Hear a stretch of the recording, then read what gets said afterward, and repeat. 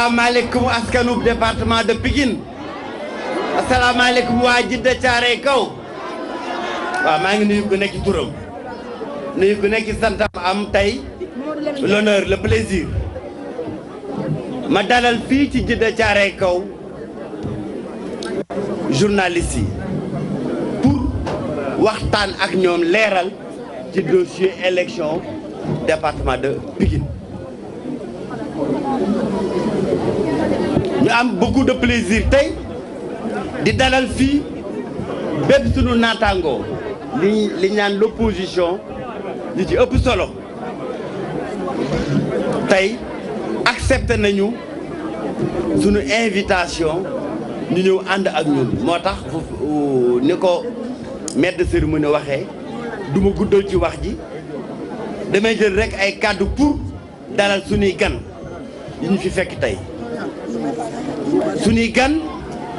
ñu nekk d'abord waa li ñuy wax les activistes yi nekk ñi nga xam ne bokkuñu ci benn langue politique dañuy xool li nga xam ni jàpp nañu lii mooy dëgg lii mooy yoon ñu ànd ak ña koy xeex di ko xeex wala njëkkati ko di ko xeexal seen bopp moo tax kii di Guy Marius Sagna kii di sëñ Mourtala bi jiite collectif ñoo lànk kii di Clédor Sène mi ngi ci yoonu di ñëw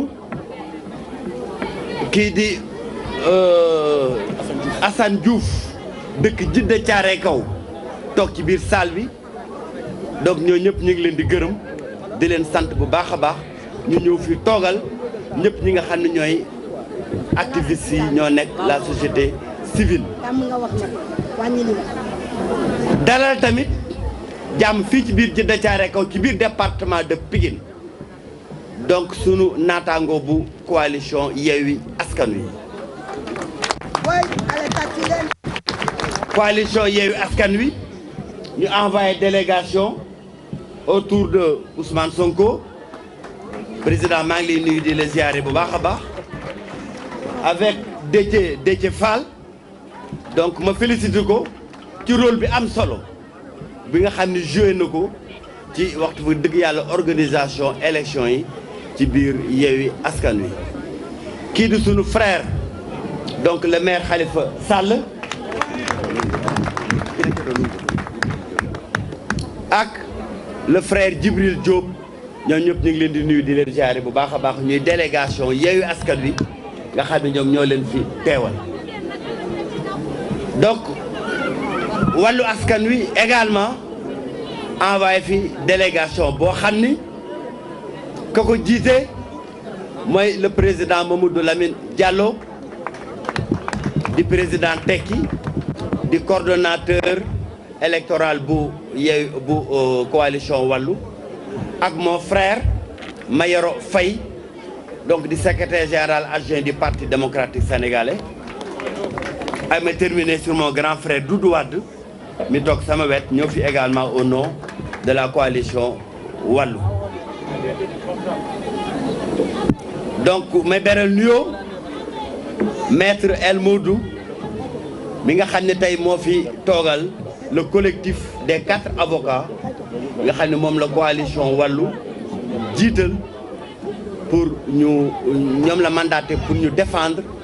donc dossier bi au niveau de la cour d'appel may annoncé ne dossier boobu déposé nañ ko démb mu nekk dossier boo xam ni El Modou dina ci ñëw peut-être yenn détails dañoo jóge ci élection de ville yi ci département de Pikine ñun ñu jot les PV qui proviennent pratiquement de l'ensemble des bureaux de vote def suñuy calcul sur la base de ces PV yu jóge ci bureau de vote yi gis ni rawee nañu coalition Benno Bokk Yaakaar plus de 2045 voix ñu ni gagné nañu l'affaire est pliée parce que résultat yi bañ koy wax ci procès-verbaux yi jóge ci bureau de vote yi lañ ko basé woo dans le même temps ñu am ji ñuy bàyyi xel di bàyyi nopp ci les travaux de la commission départementale de recensement des votes ñuy avancer ñuy gis ni au fur et à mesure que ñoom ñu ngi dépouiller avance de 2045 voix bi ñu amoon mi ngi fondre di fondre ba à la fin ñu gis le président de la commission de recensement des votes proclamer une victoire surprenante de Benno Bokk Yaakaar mais yàlla may ñu suivroon travaux yi de manière très très minutieuse et c'est l'occasion donc ñu féliciter sunu représentants ya fa nekkoon. C'est aussi l'occasion ñu féliciter les 12 candidats que nous avions dans les 12 communes du département de Pikine parce que dossier bi du dossier Cheikh Dieng kese dossier wu d'abord le wàllu du département de Pikine la xañ ne dañoo jiital Cheikh Dieng mais 12 communes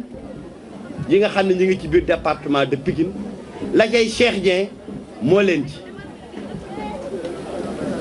donc ñu bëgg féliciter leen ci taxawaay bi nga xam ne am nañ ko ci campagne électorale bi mais également dossier bi mu commencé ba léegi ñu ne ma du Cheikh Dieng du sa combat yow rek ku mel ni Mame Diarra Fam ku mel ni honorable Marie Sow Ndiaye ku mel ni Djibi Sow mi ku mel ni le frère Alioune Sy bu Dalifort taxawaay biñ ci am man sax amu ma ko ci kon c'est l'occasion ñu féliciter toutes les 12 communes du département de Pikine ci seen taxawaay man ak ñoom ñoo ànd tey di leen dalal fii ci QG wu coalition wàllu bu Djiddah Thiaroye donc biñ gisee la coalition le président de la commission départementale de recensement des votes proclamer ay résultats à la surprise générale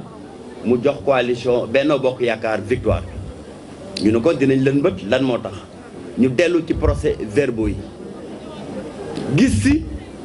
ay irrégularités yu bare ci travaux de la commission benn ci ñu gis ni dafa am un trafic des voix yu doon jóge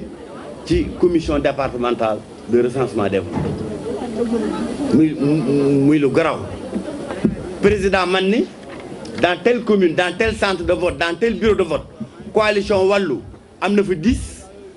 voix alors que coalition wàllu 13 voix la fa am coalition Benno Bokk Yaakaar mu ne am na fa 15 voix alors coalition Benno Bokk Yaakaar 8 voix la fa am loolu dañ ko def dans plusieurs bureaux de vote parce que li dul am souvent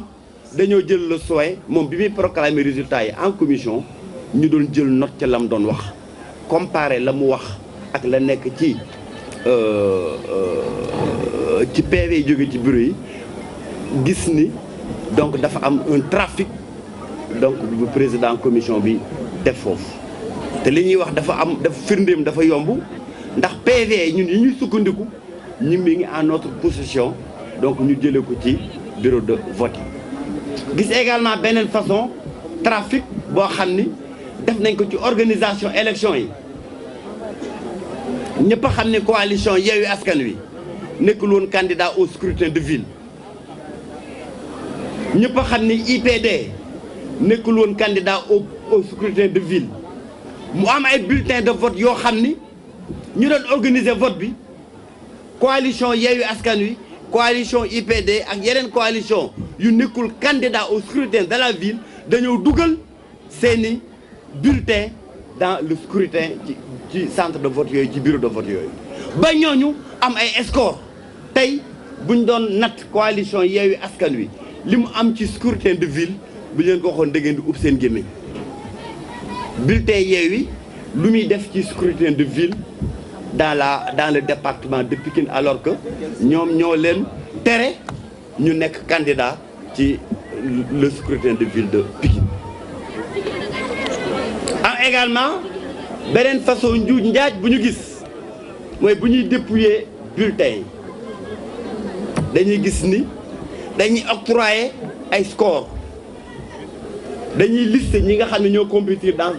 ce bureau de vote ñaar wala ñetti coalition yi nga xam ne elles sont régulièrement en compétition yi saa yi ñu tëb coalition wàllu yi saay ñu tëb coalition Benno Bokk Yaakaar mais amul benn bureau de vote boo xam ni dañ faa tëb coalition Benno Bokk Yaakaar mu am score ànd ak yeneen ñaari coalition yeneen ñetti coalition ya ca des ñu tëb leen ci score yi ñuy joxe xanaa même bu ñu fa demoon amoon score 0 da ngay bind coalition Yewwi am na 0 da ngay bind coalition Wallu am na 0 nga bindal ko 0 mu am également beneen façon njuuj njaaj bu ñu gis surtout nag Mbao c'est vrai que on a tardé à rassembler l'ensemble des PV parce que il y avait une situation particulière à Mbao où gouvernement bi administration territoriale les forces de police et de gendarmerie dañoo mettre la pression maximale sur suñu candidat ba nekkoon foofu ci période élection yëpp di ko bundu xatal ex bu ci këram sànni fa ay grenades lacrymogènes pour empêcher le maire Abdoulaye Obama mu mener une campagne mu mener un jour de vote tranquille loolu ñu koy dénoncer au passage mais donc désagréger le scrutin à Mbao ba am ay bureau de vote yoo xam ni da ngay gis dans ce centre de vote là ñun ñu am plusieurs bureaux de vote yu ñuy score yu mag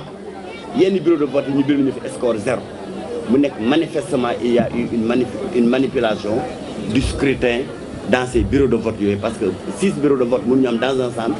bureau bu nekk nga am fait 50 fait 40 fait 30 bi ci des nga am fa 0 manifestement dafa am ay manipulation du scrutin mais malgré tout ça et ça qui est le plus important ñun bi ñu defee le total des scores yi nga xam ne moom la coalition Wallu enregistré dans l'ensemble des bureaux de vote du département ñu gis ni ñun ñoo raw au score la coalition Benno Bokk Yaakaar et donc ñu ni mais c'est extraordinaire que malgré toutes ces manipulations yi ñu gis ñun ñu raw au score la coalition Benno Bokk Yaakaar la commission nationale de recensement donc di proclamer Benno Bokk Yaakaar la victoire. Et c'est par rapport à ça que nous avons vraiment donc demandé à nos avocats, et j'en profite pour féliciter vraiment la coalition Wallu Askan Wi mu constituer un pool de 4 avocats pour porter l'affaire devant la justice. mu nekk donc un combat judiciaire boo xam ni dafay tàmbali parce que loi 1 mois la may la cour d'appel de Dakar pour mu prononcer aussi ce recours juridique mais ñu ni xam nañ également que président Macky Sall